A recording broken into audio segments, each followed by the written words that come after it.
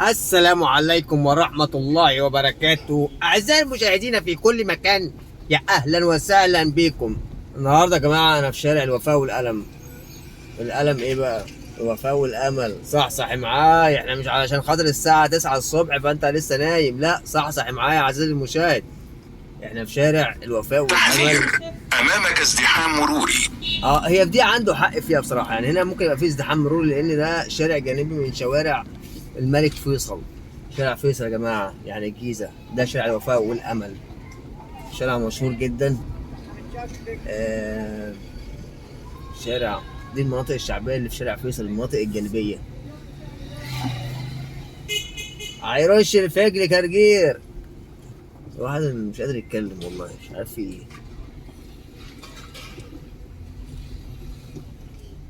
أنا دلوقتي عندي مدرسة بيبي بلاس الخاصة، بيبي بلس.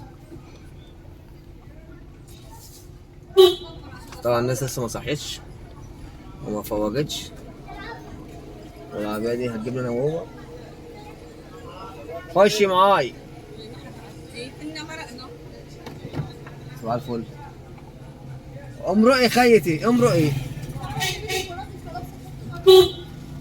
العجلة تتا ايه؟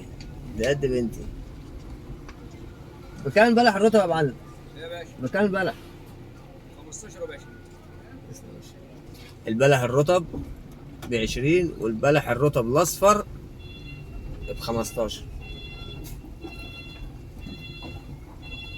اللي هو البلح ده يا جماعه.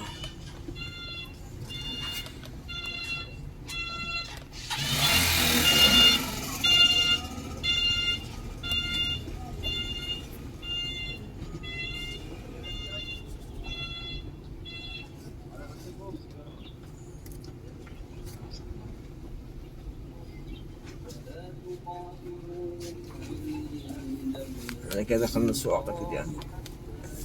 دي الفواكه اهي، البلح بالاحمر ب15، العنب ابو بذر ب30، التفاح ب25، والاخضر ب60.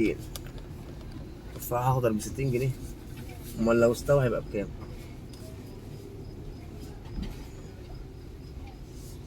تحذير، أمامك ازدحام مروري. يا عم عرفنا يا عم ان احنا في شارع جانبي وان الدنيا زحمه، فعارفين ان هنا في ازدحام، بس ما هوش ازدحام مروري، ده ازدحام بني ادمين.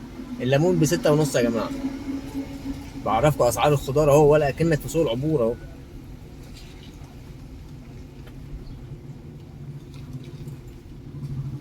تحذير، أمامك ازدحام مروري. يا عم خلاص عرفنا بقى يا عم، حد لكن انا اطرش. 75. ايه اللي ب75 لا مؤاخذه؟ السمك.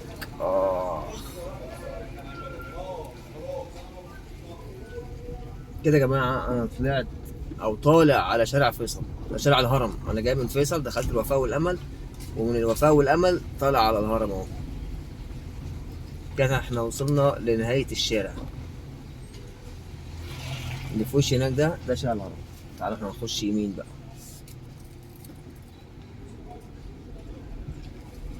ده مصنع دواجن اللي اليمين ده.